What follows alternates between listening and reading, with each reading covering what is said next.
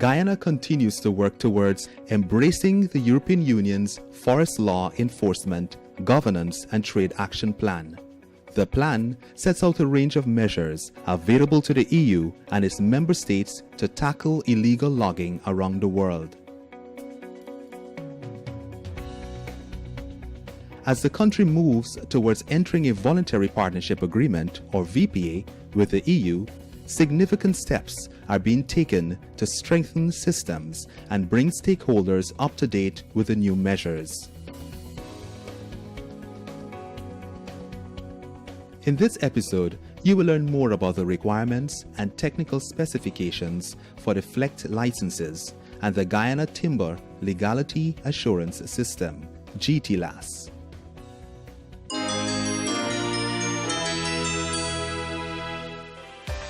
Under the Voluntary Partnership Agreement, export of forest products to countries within the European Union will require a Flegt license.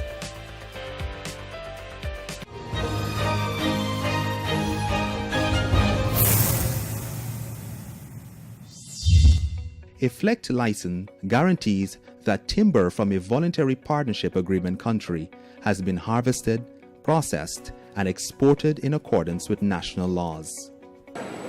Flegt license is an official document that allows the easy access of timber from Guyana, or a timber producing country, into the European Union. It also provides you that green lane access to the European market, whereby they will lend greater credibility to that shipment, recognizing that there's a whole host of systems and mechanisms in the background that would have assured the legality of the timber from its origin. So that document is essentially putting everything into perspective for each shipment that leaves Guyana. And it helps greatly with the marketability of the timber also, because the world over will look for Flegt license, especially within the European Union, they look for Flegt license. And Guyana positioning itself for Flegt readiness and being licensed to issue this sort of documentation will gain greater attention from the customer base that looks for this kind of due diligence. And the current system that we are using today is a system that existed with Guyana Forestry Commission. It's not something new. We want to put something that is workable, that is achievable, so that the community forestry organizations within Guyana would be able to fit into that. And it must be workable and achievable. That is what we are working towards. We are not making anything complicated. It's the same system, but what we are doing here is trying to regularize it and ensure that system works, and it's a standard that we will go by. The Flegt license covers a range of forest products. The Flegt license is intended to cover all shipments in relation to timber products listed under Annex 1 or the product scope that will be going to the European Union, all 28 countries. The obligation of having a Flegt license to export forest products to the EU is not intended to replace existing requirements, but is merely an addition. A Flegt license is in addition to. So what has always been in existence, whatever documents has to be obtained, still remains. You still have to get an export license that is issued at the level of the GFC, which allows you to export timber products for 1 calendar year. That license still remains in place. So in addition to that license, you still require a Flegt license for the products that are heading to the EU.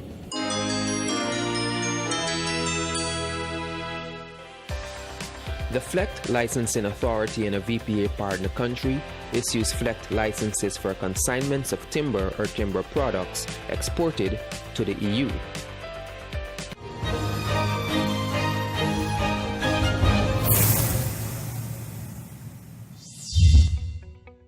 The Guyana Forestry Commission will be the agency that issues Flegt licenses. It is a license that, for all intents and purposes, will be issued by it is going to be issued by Guyana. At this point, the discussions have tended towards it being issued by the GFC, because we have, in many ways, been dealing with the exports of timber and timber products. And we think the National Technical Working Group feels that it would be a lot easier for the process, time and all these things being considered, that let one agency who is already doing all the other checks of the products to be exported, let that agency be the one who issues the Flegt license for the products. If replacement licenses are required, so if a license maybe get misplaced, there may be a cost, but it would not be anything exorbitant, just maybe to cover the offsetting cost of the materials itself that is used in the production of the license, because it will be the paper may be very specific, the ink may be very specific, so as to which are security measures. Over time, whatever cost we associate with any new requirement becomes operationalized. And we feel that the market of itself, the market access that we will create should offset that maybe additional cost. But there is some administrative cost which we cannot run away from, because the agencies responsible now have to lend some time and resources in the verification process, in the audit process. GFC of itself, we expect that because they now have maybe a department looking at this primarily, so there is some cost, and we expect that we will have to offset it some way or the other. But I think it will set itself out in the long run, because you have more market access. Flegt licenses will be valid for a limited time. Specific requirements are given to handle potential changes in the volume of timber being exported. The validity period could be as much as maybe 6 months, depending on one of the things that we have thought about in how long it should be valid was how long some of the other documents also are going to be valid for. So the timber marketing certificate valid for 60 days. We also have to consider shipping time. If time is lost, so a license is issued but no fault of the person, they can't get it to be shipped. So I would say maybe 6 months. Again, trying to, as far as possible, accommodate all the things that that could go wrong or maybe change from when a license is issued to when you actually get a chance to ship that product.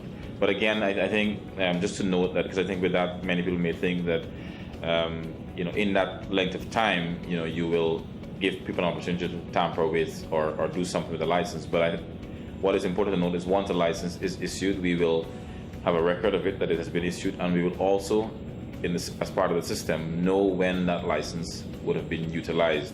So we will know up to the very last point that the shipment still hasn't left Guyana, and of course that information will be coming from the customs authority, which would be the final point of checking to say yes, that produce has officially left the country.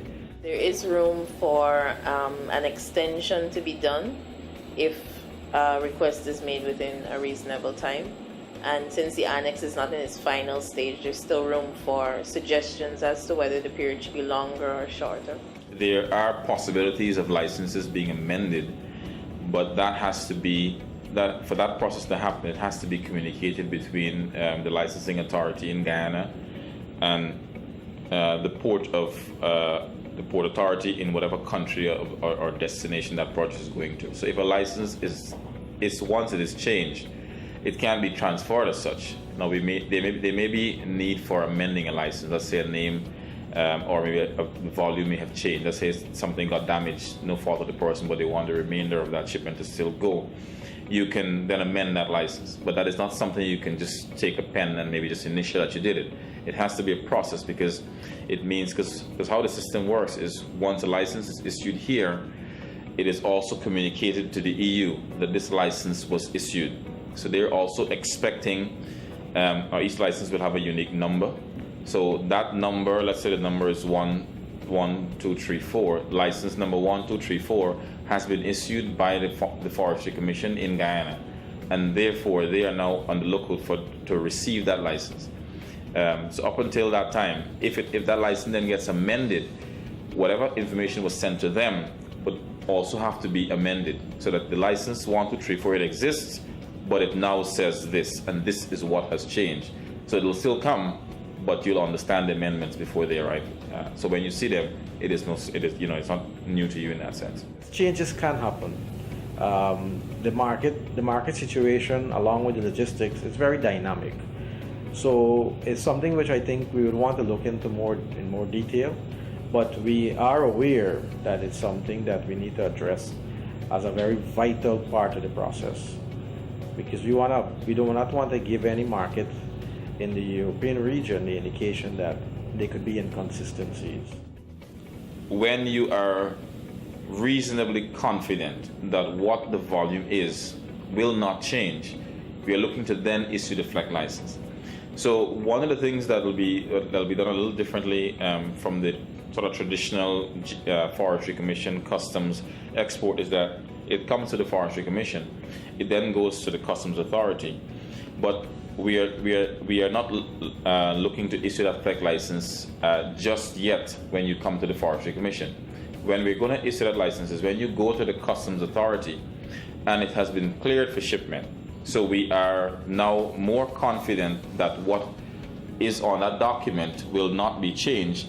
Then that stakeholder comes back to us and indicates that this is what is going to actually be shipped, and then we issue the license. So you're more likely to get it right. Now, as I said, there may be situations where volume may have to be changed. When that happens, then a request is made to the Forestry Commission that these are the amendments that need to happen. Those changes, once it is justifiable, will be made. That it will be then communicated to the port that is receiving it in the EU that this change has happened, and then that shipment can then be allowed to leave.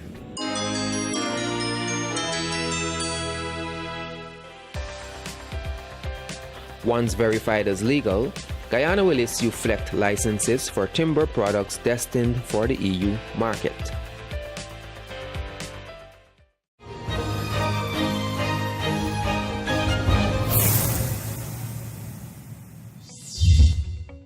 At the heart of each Voluntary Partnership Agreement, or VPA, is a Timber Legality Assurance System, which verifies that wood products conform to national laws. Basically, this is what everything is based on under this agreement. It is Guyana saying to the EU and to the world at large that we have a system in relation to the harvesting and production of timber and timber products, which we can verify at every stage what is the source of the product, and that every step of the way the legal requirements have been met. Some factors are considered as breaches of the legality assurance system. A breach could see an exporter being denied a Flegt license. The legality definition is comprised of a number of laws. So the Environmental Protection Agency will have laws related to the environment. The Labor Act contains laws related to labor, and that is captured in the legality definition. The Revenue Authority, they have their own laws, and some parts of their laws are captured in the legality definition. So the breaches and the penalties vary depending on what is the breach and under which law the individual will be penalized. So there are breaches, there are opportunities for breaches, and there are penalties associated with the breaches. But each penalty is related to which section of the legality definition the breach occurred. You want the buyer of your timber to have that assurance, to be assured that whatever products is coming to his or her market has met some standard of checks and balances that gives them the assurance that it is, at least for this agreement, it is legal, it is credible. And when we say legality, we're not just saying legality we can prove legality. So the legality assurance system is not just about, it is a system whereby you're not only saying the timber that is coming to your market is legal, but that legality can be proven. It can be verified as legal. Under the TLAS and under the regulations, the breaches would, and under the Forest Act as well, the breaches would range from fines. I think in some cases there may be imprisonment also involved, seizure of the timber. So it would vary in accordance with the breaches. If a breach occurs, it will be identified and addressed. So it is not a case where a breach can happen and the system not detect it. And I think they can be assured that even if a breach has occurred, under Guyana's laws, it has been addressed. And I think it's important to point out, because I heard some people think that if timber has been confiscated or a breach has occurred, it should not be allowed to be exported. And that is one view. But again, because our country's laws makes provisions for what has been termed a breach to be remedied, then what it means is that breach has been addressed, dealt with, and there's nothing preventing the timber from becoming part of what we call the supply chain, or being able to now go to Europe. So what they can be assured of is that when they get that produce, even if it was a produce that may have been found in breach of something, the system identified it and it was addressed based on the country's laws, and it is now legal coming to you.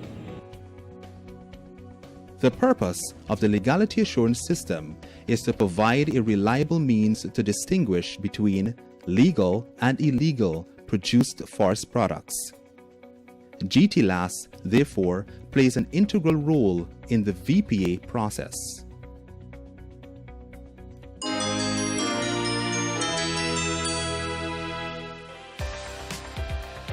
The Voluntary Partnership Agreement becomes binding on partner countries once it is ratified.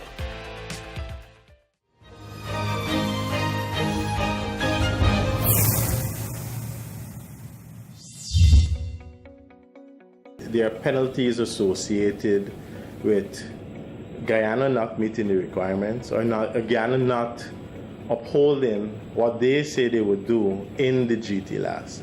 So the GTLAS provides the framework and how Guyana say the system operates and how the oversight is done, and that is the assurance that the European Union is looking for. A number of factors are being taken into consideration for the development of the Guyana Timber Legality Assurance System. This is the most complicated part of the Voluntary Partnership Agreement. The GTLAS is unfolded from a number of pieces of documents that existed previously. In many instances, our stakeholders were not aware of all these documents or all these requirements. Recently, there were consultations done in Linden, Lethem, Bartica, even Region 1, Hosworo, Mabaruma, to inform stakeholders of the different components of the legality definition and also the different components of the GTLAS, just so they can be on stream. In addition to complying with forest laws, exporters and companies involved in the shipment of forest products to the EU will now have to ensure that all aspects of their operations are legal. One of the focuses of the entire VPA is to ensure that not just the actual forest sector regulations are complied with, but that there is also a social aspect and an environmental aspect that is catered for. So in relation to the social aspect, the focus is really on the treatment of employees. And it covers NIS, discrimination, the statutory age limit, minimum wage. All of these things have to be complied with. Because if you're not complying with that, then you're operating illegally. You may not be operating illegally in relation to the forest sector, but you're operating illegally as a businessman or a company. if we see it as important, and clearly it is enshrined in law that these are things that ought to be happening. So we should see it as yes, if NIS is required, let us get to the place as a country where it is required and it is complied with. Failing to comply with it will mean that your produce will be deemed illegal and you cannot export it. Under the current agreement, or what we're looking to agree on with the EU, that is what it will mean. If you are deficient in some of these areas, it will mean that your produce will not be exported. Part of the legality definition is GRA compliance. This is a requirement by law. This GT LAS provides an opportunity to say, this is how you go about getting GRA compliance. This is when GFC will check for it, and so forth. To fully implement measures that would provide for the establishment of a legality assurance system, several steps are being taken to upgrade existing infrastructures throughout various agencies. One of the things we recognize is that because the GFC is not the authority on a number of requirements for these stakeholders. So, for example, for someone who has a titled land, GFC is not the one who would have issued that title. So what it means is that we are not the authority. So, and similarly for NIS payments, GFC is not the one who controls the payments of NIS. So what it means is that the system has to be built in such a way that those agencies who are the authorities have to also be able to feed information into the licensing agency, which you say is going to be the GFC. So what it means is that those agencies and the GFC is going to have to sort of have a network where information can be fed from those agencies to the GFC system to say, yes, a stakeholder has been compliant with their NIS requirements. Or let's say in the case of an environmental permit, the Environmental Protection Agency is the authority. Now, you may bring a permit to me as a stakeholder, because one of the things these systems have to be, as I mentioned, is that there has to always be a constant level of check and balance, of verification. So even if you come to me as a stakeholder with an NIS, let's say compliance, it says you have been compliant. Now, you are coming as a stakeholder, but what the system really should be doing and will in fact do is we will check, we the licensing authority will check with the authority, which will be the NIS themselves or the EPA themselves, to say you need to give us some indication, some assurance that you in fact did issue this stakeholder with a permit, or you in fact did give them a compliance. So when we get the document, we are aware, we are checking it as you have presented it as a stakeholder, but we also have already received information from the authorities that you in fact have a genuine permit or a genuine compliance as issued by the agencies. And again, as I said, these are all systems that you're saying to give that assurance that we talk about, because you want everybody who's buying timber to be assured that when you get a piece of timber, it has met and gone through a number of systems that have been verified. Operators might find it a bit scary to hear about all of this, but I want to tell you that as an operator in the field, it's not, if you want to be part of the international community, this is a natural requirement now, and we are trying to meet our own national requirements, not international requirements. I think that also needs to be stressed. We are deciding what we want to comply or establish as compliance requirement, and that's why we have to do it in partnership with all stakeholders. People are skeptical in the first case. They must be, because I said you can't get 100%, percent of acceptance what this is, but it is going to take some time, and it's going to gradually bed into people. Once they see the benefits, it's going to build on that. That is going to build, and that is how it's going to work. It is something that we are going into very gradually, so it is being accepted by the entire country. Be sure to join us again next time as we continue our journey towards improving transparency and accountability in the management of Guyana's forest resources.